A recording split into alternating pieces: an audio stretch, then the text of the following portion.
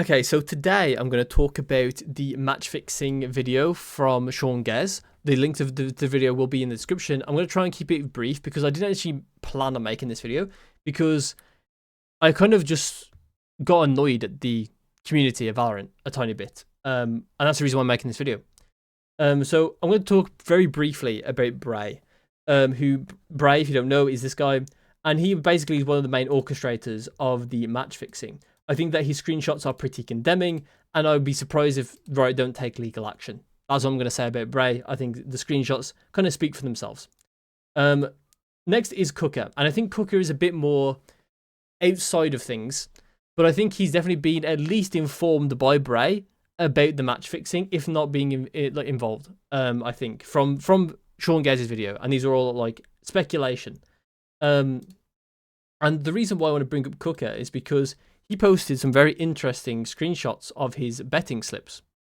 And these betting slips are his from the Burger versus Blue Otter game. So Burger Boys versus Blue Otter game, which is this game that Sean Gez goes over, which are the throws, evidence of throws. And it's really important, this is like the main context. And I think a lot of people in the community may have missed this context because for some reason they're saying some crazy things that don't include this context, because if they did, they wouldn't be saying the crazy things they were. If this payslip exists by someone such as Cooker, by his own words, doesn't have time to play the game, and he thinks he's silver or bronze. So he's not an analytical mind for the game. So that would be one of the reasons, one of the things that would actually point to him making a decision like he would do in this screenshot, right? If he has a very strong analytical mind for the game, then he might feel inclined to bet money on these things because he would understand the game, understand how the teams match up, and then bet money who he thinks is going to win. Obviously, it's not an exact science. He's going to lose sometimes. And is it really worth $30,000 to be that good? Like, is there anyone with an analytical mind that good to predict like this? Like, I think overall, no. I think it's impossible to bet like this amount of money without realistically being very sure that it's going to be a payout. And I think that kind of leads me on to this, is that either he really has a lot of money that he can just afford to burn and he wants to gamble it to feel the high, like to feel something in life, right? And the other thing is that he has some sort of insider knowledge, and that's either being given to him or that he's orchestrating, that allows him to make bets like this. And I quickly want to talk about the evidence of like fracture throws and that kind of stuff, right? Because it does loop back to this, and Sean did mention this, right? Is that this stuff is this game. And if he has enough knowledge to bet $30,000 on this game, I'd be skeptical about all these plays, because they are consistent with the amount of misplays they make within this series. And I don't necessarily think that they were cheating in the next series. I just think this may have been their normal level, potentially.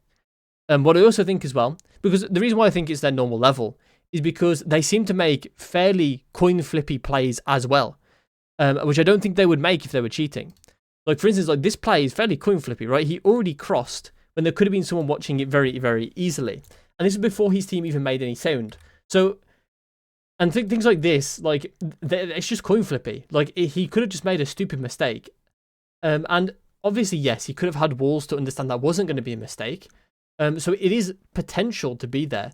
But I think a very, very commonality, like a big commonality in this, in their gameplay, in both this game and the previous game, is that they were both super coin flippy with their fundamentals. Overall, like both games, their fundamentals were looking immensely shaky. And so this got me like thinking about a big question about this, right? Which was, if I was to match fix a game, what would I do? And I think the answer is twofold, right? If I'm trying to get away with match fixing a game, or if I'm just trying to straight up lose the game, right? If I want to just straight up lose the game, it's going to be exactly the same as winning, just reversed. I'm going to try and make the worst play possible, the worst strategies possible to consistently lose the game.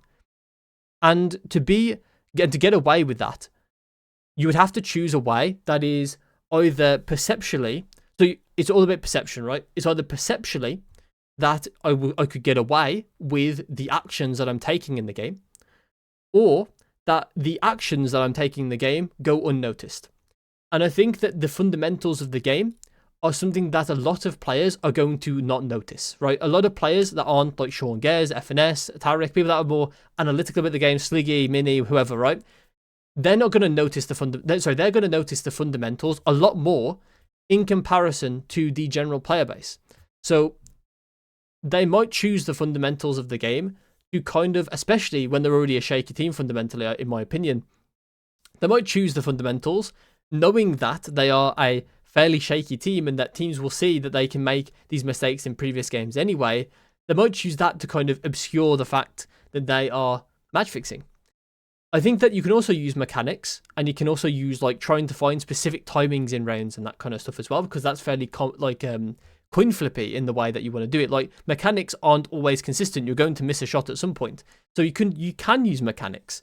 But the thing is with mechanics is that if you still have the same fundamentals and then you just don't have the right mechanics or the very good mechanics, it can be like, first of all, a big drastic dip in mechanics consistently to lose a game off is pretty it's pretty questionable, right? A lot of people will be focusing on that.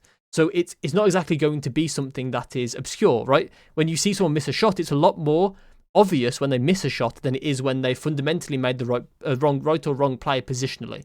So only like the real players that understand like analytically where they should have been positioned or what they should have done in that situation would have actually been analytical in that situation. Whereas the average player can say if someone missed a shot or not.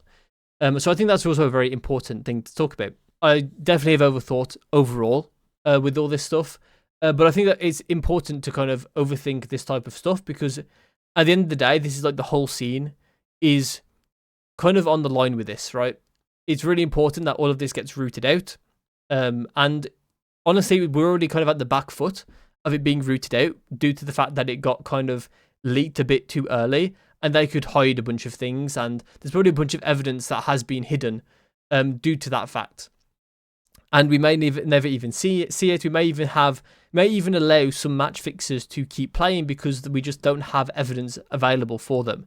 Something that has really annoyed me with this, and I think it's generally actually just a human problem nowadays, is that I think a lot of people just aren't very open-minded to the fact that evidence can change.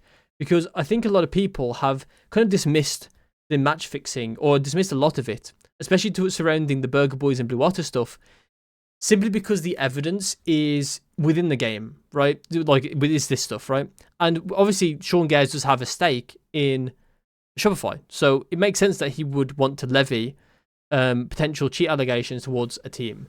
I don't think he would, without real evidence or without the real, without him really believing that fact that they are cheating.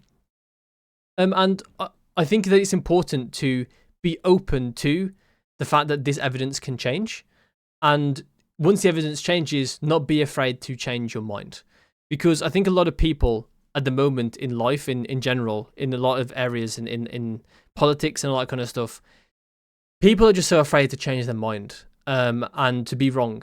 And I think that it's fine to be wrong.